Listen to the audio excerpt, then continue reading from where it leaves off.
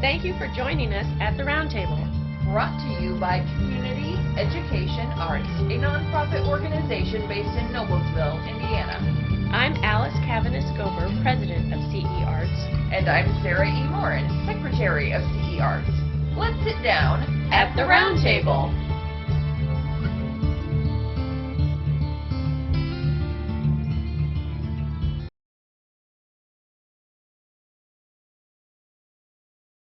One of the themes of the Polk Street Review, I would say, is about identity. Yes. So who are we as Noblesville? On the one hand, we are one of the earliest cities in the state. We get our project's name, Polk Street Review, after a street in the oldest part of downtown that was originally called Polk Street. And William Connor, Josiah Polk laid out the town in 1823. That's only 7 years for those of you who are in Europe or other places and have really old countries. Yeah, For us, it's for us it's old, Because that's only 7 years after Indiana became a state. Yeah. We have a large history museum to honor that history. At the same time, there's a lot of newcomers to the area. They don't know the history of the city. There are people who live on 8th Street, who have businesses on 8th Street, who have no idea that the original name of that street was Polk Street. Yeah, honestly, I didn't know. I didn't know until, honestly, after I'd been published in the first edition. So, the influx of people that we have here means that we have to build a lot of new infrastructure to support people while trying, like you alluded to, preserving some of that character of the town. And that is a struggle because we have that beautiful downtown that you were talking about that nobody can park in. Yeah, exactly. I don't think the new parking garage, this is personal, I don't think the new parking garage is going to solve everything. And I'm not happy with the height of it and the kind of the blocking of the view of the courthouse from the distance and everything. But we need better parking solutions down there, and the powers that be in the city have come up with a big old parking garage. So we'll see. Right, I mean, right. You know, we'll cross our fingers that it's all for the best. It's not just a parking garage. I should say it's also going to have like retail stuff on the bottom floor, and I think some apartments or something above. I don't know. It's a big old thing, you know. But we're not here to talk about that. Yeah. Now we'll analyze that. Not all changes bad. Not all changes bad. And along with the idea that not all change is bad is that does bring in a lot of new artists, even more new writers. Yes. And so we want to honor their stories as being part of the Noblesville story issue. And I think that's change is always difficult, but when you have new people coming in at the rate that we have in Noblesville and Hamilton County, we want to embrace that with our projects, and that's really important to us. So Great. So when I was reading the introduction and the draft that we were editing to the Polk Street Review this year, I noticed that you were shameless plug. you were wrestling with that too. Yes, in a lot of different ways. Well, 2 days after our 2019 book launch, I was hospitalized for 2 weeks due to my lung disease. And on the very last day of my hospitalization, I became a first-time Baba, which is the Macedonian word for grandmother, when my daughter and son-in-law had their first child. A healthy baby boy, yes, my darling, born literally 2 floors below me in the hospital. So, I mean, I was like, who but me would have, their first grandchild born in the same hospital while they're in the hospital? That's crazy. But, I started taking care of him while his parents were at work Monday through Friday, so my life sure changed a lot. I mean, I've been taking care of a baby for 30 years, so, long time, Which is just terrible for you, Alice. I can tell how much you dread that. Oh, it's just horrible. When they drop him off, I'm just like, oh, God, no, I love him. I adore him. He's my delight. So, so Monday through Friday, I mean, I don't have the time during the week that I did before he was born to work on arts projects and things. And that's been a challenge for me because that's a very big part of my life and it's a very big part of my identity, especially as a disabled artist.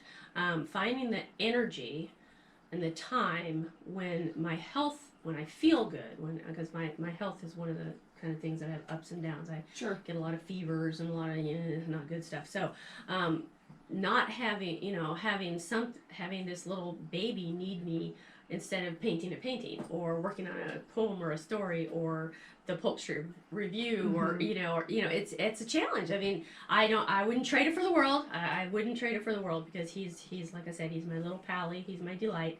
But it has been a difference, a change, a challenge. And our organization went through some challenging and interesting changes in 2019. Absolutely. Probably more relevant to creative placemaking than my own personal story, but the property that we had been renting for about five and a half years was sold.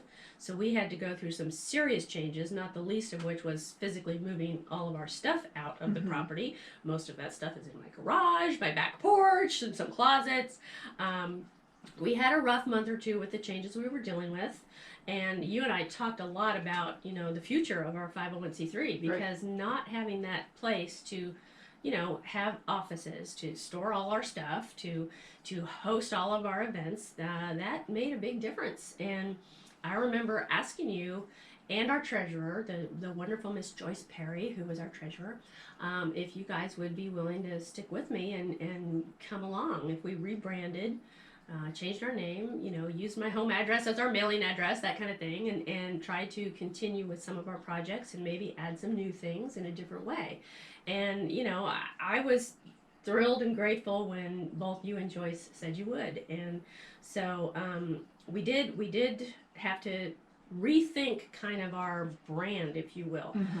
No longer hosting live music concerts, for example, and needing to find other local venues for our workshops, book launches for Polk Review, and presentation events. I think when we talked about rebranding, we knew we wanted to continue with our 2 annual projects, NICE and the Polk Review. Right. Those are very important to us. And we talked about also expanding our digital content. And I say expanding loosely because I think before, we were expanding from practically zero because I think before our digital content consisted of going live on Facebook every once in a while, Facebook queens.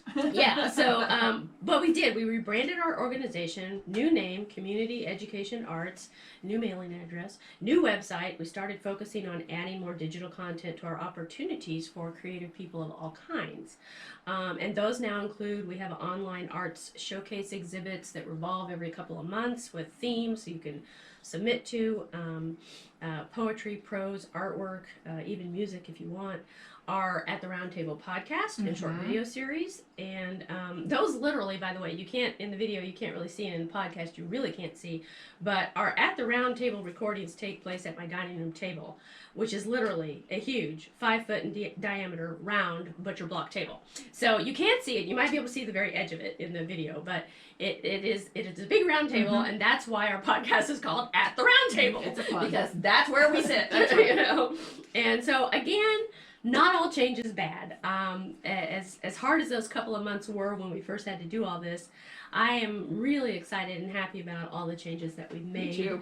And I'm also glad that we found ways to continue with our 2 annual projects, which are both creative placemaking projects, and to kind of expand into that digital universe, as it were. Right. But let's talk a little bit, you talk a little bit about some other creative placemaking projects that you have found. Sure. So I did a little bit of research because we know our own experience, but there's lots of other cities that are doing creative placemaking really well. And so a few examples that I found. In Pittsburgh, there's something called the City of Asylum. And in Pittsburgh, there's this low-income neighborhood along Sampsonia Way. Their creative placemaking efforts, they take arts and social services into vacant or run-down buildings. For example, the City of Asylum, it sounds great. Exiled writers from all over the world, they can live there. Oh, wonderful. They're I writers. know. Can I go live there? Yeah, I saw. Wait, I'd have to take my little pally with me, my little grandson. Yeah. But yeah, I saw lots of different countries that they were coming Oh, from. that's great. And so in exchange for being a writer in residence, they live rent-free, they have a living stipend, they have medical benefits. I don't see that with a lot of writers in residence. No. They also get help finding a publisher, employment, and what they're doing is maybe they're teaching a creative writing class to the community. Maybe they're holding public readings in the local park. They're engaging the community, which is Absolutely. what we talked about last time. in our Absolutely. episodes, yeah.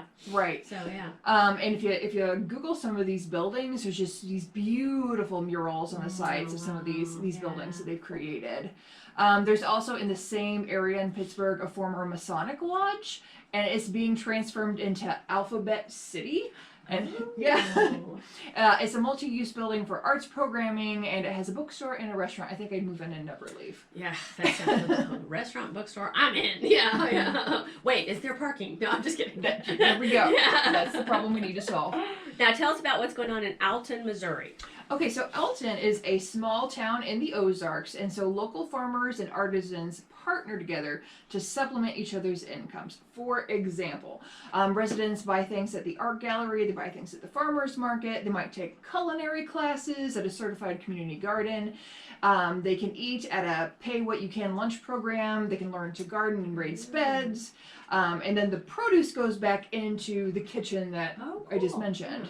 So this is also a community hub for like watching film screenings, pickin' parties. I really want to know more about that. Picking strawberries? Or I'm picking, not sure. I don't know what picking. We don't know what they're picking, but hey, you know. Jam sessions.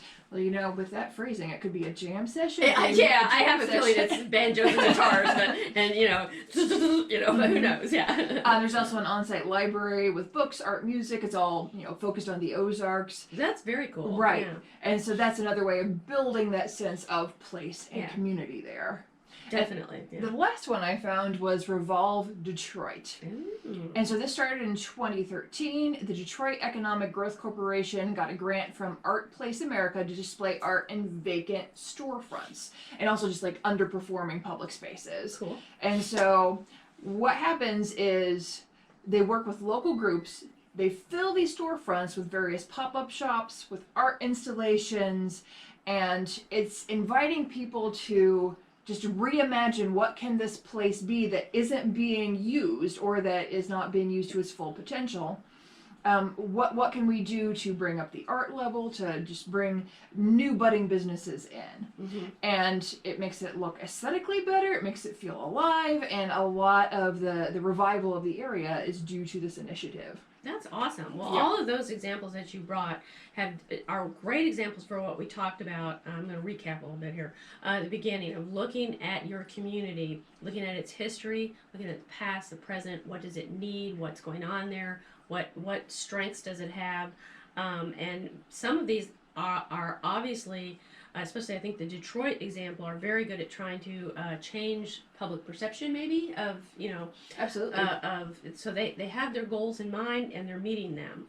And I think they probably went through all those things we talked about to get the information they need to identify their arts project. So if you take the time to look at your community and look at all the information that you can gather, to then start making lists of different types of art projects, I think you'll find your project. I'm saying single project, but you can have more than one. Mm-hmm. We do. So in our next recording, we're going to discuss things that will help you define your creative placemaking project and its end product or products.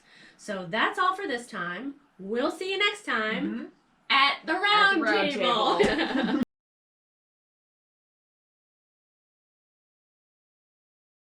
This has been At the Round Table with Alice And Sarah E. of Community Education Arts. Our nonprofit organization is based in Noblesville, Indiana. You can find us online at CEArts.org. This activity made possible in part with support from the Indiana Arts Commission and the National Endowment for the Arts, a federal agency. We'd like to thank James Weston for writing our intro music and for his technical savvy. Join us next time At the Round Table.